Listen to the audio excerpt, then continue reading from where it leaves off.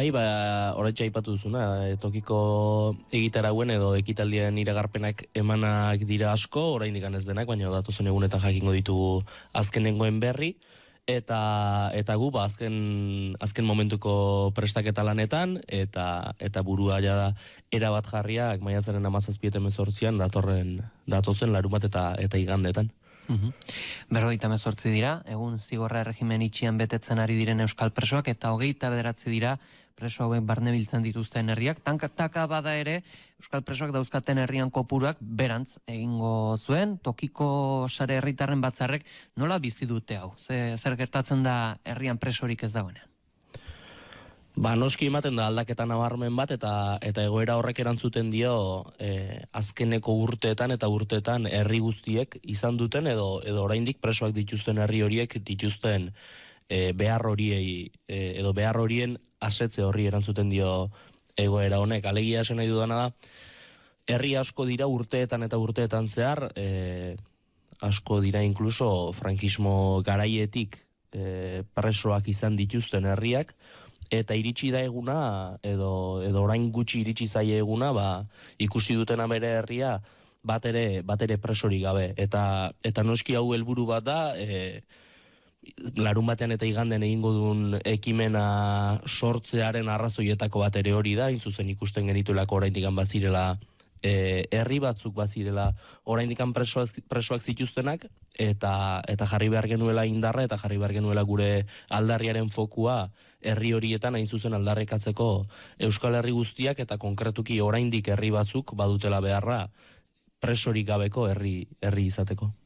Astea bukatzen ari ginela ere jakin genuen Iratxe Sortzabal preso absolbitu egin zutela torturengatik. Sare herritarrak nolako balorazio egiten du? Balorazioa noski dela ona guk aipatzen dugu beti biktimek behar dutela izan aitortuak eta errekonozituak. Kasu honetan torturaren biktima den Iratxe bera ere errekonozitua izan dadin aldarrikatu dugu azken urteotan, eta maila instituzional batetik oraindik behintzat iritsi ezpazaio ere aitortza hori, lehenengoz Audientzi Nazionalak aitortu du edo errekonozitu du,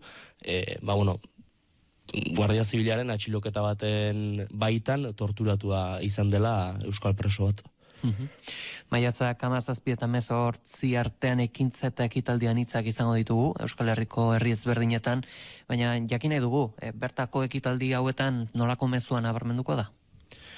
Nabarmenduko den mezua lehen aipatu dudanaren antzekoa izango da, ez? Behar hori markatu nahi dugu, behar hori erakutsi nahi dugu, eta herrietara helburu horrekin goaz, eta herriak ere helburu horrekin ari dira lanean, ez?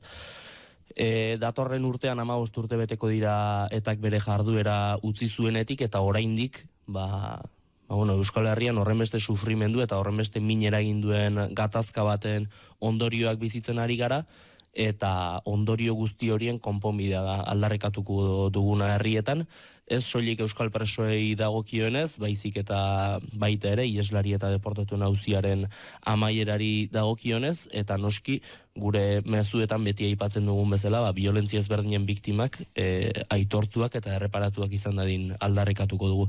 Kontestu horretan konkretuki euskal presoen gaia landuko dugu, eta lehen aipatu duzun bezala 58 inguru dira oraindik erregimen itxian ari direnak betetzen beraien zigorrak, eta iritsi edo ekimen hau sortzearen arrazoietako bada ikusi genuela euskal presoen 100% betetzen dituela baldintzak, lege arrunta aplikatuko bazaio, beraien zigorrak erregimen irekian betetzeko, eta erregimen itxian betetzen ari diren preso horiei etzaiela ari besterik, baino beraien sufrimendua luzatzea.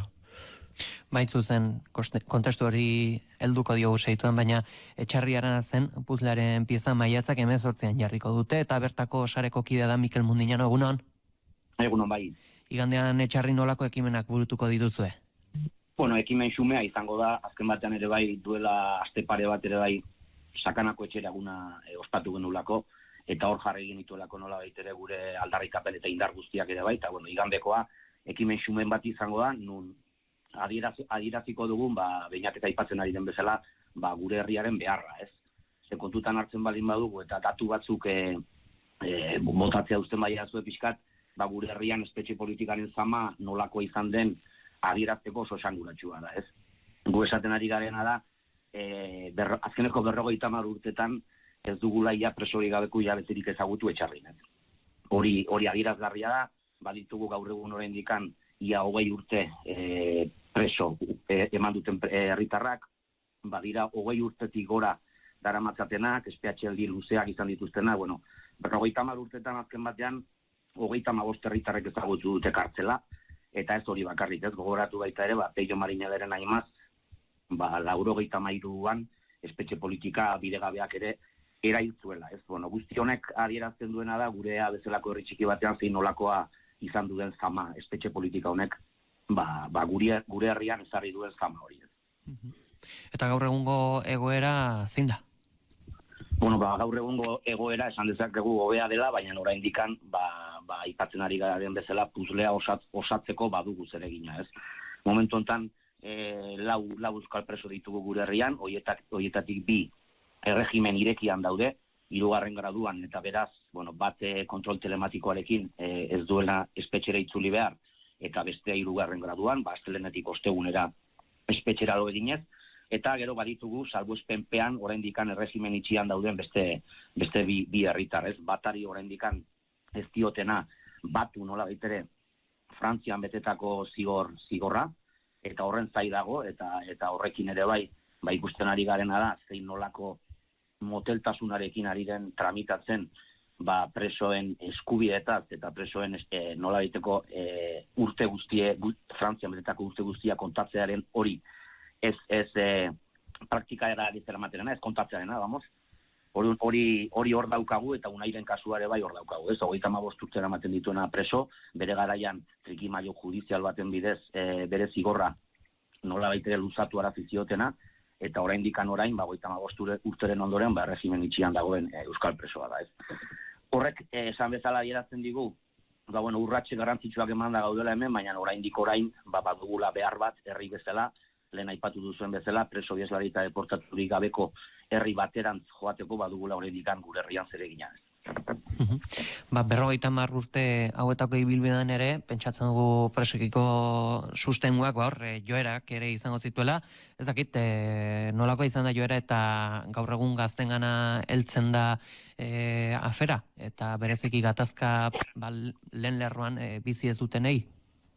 Esan behar duguna da, gurea bezalako herri txiki bat, 2500 biztanleko herri txiki batean, zama hori azkenean oso ikusgarri bihurtzen dela, ez? Urterik urte eta urte guzti hauetan zama hori astebururo egiten ziren bizitetan, gertatu diren istripuetan, egon diren kontu guztietan, zama hori ikustaraztean hori erreza egin zaigu gurea bezalako herri txiki batean, ez? Eta horrek ere bai bide eman dio, urte guzti hauetan gure herrian egon den ez asistentzi eta elkartasun mota bati eta beste batekoa, ez? Hortaz, esan nahi duana da, egia dela momentu honetan belaunaldi berriek ez dutena gatazka guk ezagutu dugun modu gordinean ez dutenak ezagutu, egia da igual urrun ikusi dezaketela, baina gurea bezalako herri txiki batean hain gertu tokatzen direnean bizilaguna espetxean daukazula, edo bizilaguna iesean daukazula, edo bizilaguna atxilotu dutela, bazkenean hori herrian nahiko gai hori beti dago, ez hori txarrez. Eta, nik alde hon bat ere ikusten diot, eta zuk aipatu duzuna, ez? Herri hontan beti bizirik egon dela nola baitere konponbidearen aldeko aldarri hori, eta 50 urteren ondoren, oraindikan ere, hemen gaudela konponbide hori eskatuz, ez? Guzti hauekin geltzen gera, Mikel Mundiñano sareko kidea Etxarrin. Eskerrik asko. Eskerrik asko zuei. Bainat, sare herritarraren 10. batzarrean nabarmendu zen pentsatu beharko dela, nola heldu espetxen auziko azken faseari, nola irudikatzen duzu dago? Irudikatzen dugu edo irudikatu nahi genuke borondate politikotik ere hartua den momentu hortan.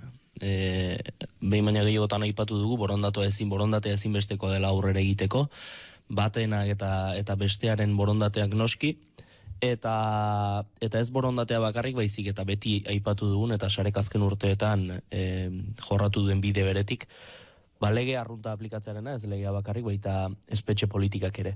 Lehen aipatu dudan bezala, lege arrunta eta espetxe politika arrunta aplikatuko balitzaieke 100% legoke gaur etxean. Eta ez da gehiagorik behar, aipatu bezala, arruntasun hori baino. Eta hori da eskatzen duguna, eta bide horretatik ere imaginatzen dugu amaiera, ez? Orain dela 2 urte ez geunden inondik inola ere gaur egungo zifra hauetan, aipatu dituzun 58 preso inguru horiek daudenak erregimen irekian zein itxian, erdiak direlako. Eta bide horretatik jorratu da bide azken urte pare hauetan, esango nuke gutxi gora bera behintzat. Espetxe ibilbide bat badago, legezkoa dena eta zilegi dena, eta bide hori jorratzea da nahi dena. Ez da besterik, lege arrunta aplikatzea baino, eta espetxe politika arruntak aplikatzea baino. Beraz, lehen aipatu dudan bezala hori da eskatzen duguna, baita, gatazkaren konponbide kontestu horrei amaiera eman diezaiokena, eta bide hori bere amaieraraino jorratzea besterik ez dugu nahi. Hain zuzen, zentzu horretan ere aipatu eta nabarmendu izan duzue, gure herrian jasandako indarkerien biktima guztientzako tratamendu duina eta begirunizkoa ekarriko duen akordio baten beharra. Akordio hori sortzeko bidean, nolako pausoak eta zer nolako lanak egiten ari da Sare? Uste dut Sarek bere sorreratik eman dituela pausoak eta egin duela lana horren alde, ez? Beti aitortu ditu biktimak oroar, askok erabiltzen dute kategorizazio bat, gustatzen ez zaigun kategorizazio bat, izan etak eragindako sufrimendu horren biktimak deituaz, edo estatu indarkeriak sortutako sufrimendu horren biktimak deituaz. Oroar askotan erabiltzen dugu violentzia ezberdinen biktimak, terminoa egokia iruditzen zaigulako eta denak barne biltzen dituelako, baina finean denak dira biktima eta biktima deitu beharko genieke guztiei. Eta garrantzitsua da, hau sozializatzea, garrantzitsua da publikoki zein maila pribatuan, herrietan azkenean, herri txikiak direnean are gehiago, elkar ezagutzen dira herritarrak, eta garrantzitsua da elkar begirunez tratatzea, elkar aitortzea, elkar errekonozitzea, horren beharrezkoa den aitortza instituzional hori ere iristeko lehen pausua baita. Aske, erdi askatasunean, edo bestelako egoeretan dauden euskal presekiko egoerari daokionez, pentsatzen dugu ere, akaso behar berriak ere egongo direla, bada hor, harrera elkartea, baina Sareren rola zentzu honetan zein da? Sareren rola ez da akonpainamenduarena, edo ez da laguntza hori eskaintzarena, ipatu duzun bezala esango du ardura hori, edo lan hori harrerarena da, baina bai noski behar berriak ari direla sortzen eta behar horiei erantzuteko lana ere beharrezkoa dela. Hemen ekarri nahi nuke aipatu dugun elkartea, harrera elkartea ekarri nahi nuke eta adierazi asko imaginatu beharrik ere ez dagoela, esaten ari garenean euskal presoen erdi askatasunean dagoena, are gehiago dira askatasunean daudenak eta beharrak dituztenak, baina guztiei sortzen zaizkie beharrak, espetxetik irtetean beharrak sortzen diren era naturalean, orain urte batzuk behar ekonomiko horiek edo behar esango dugu behar material horiek dispertsioari begirakoak ziren eta dispertsioa amaitzen den orduan eta fase aldaketarekin presoak pixkanaka kalera ateratzen ari diren hortan behar handiak eta fundamentuzkoak sortzen dira, horiei erantzutea beharrezkoa da eta noski lana ez da amaitzen presoa ateratzen denean, baizik eta presoa beraren akonpainamendu hori amaitzen. Badi izango era asteburu honetako puzlea osatu arte ekimenaz, Beñaturi Betxeberria, eskerrik asko gurera gerturatzeagatik gaur. Eskerrik asko zuei.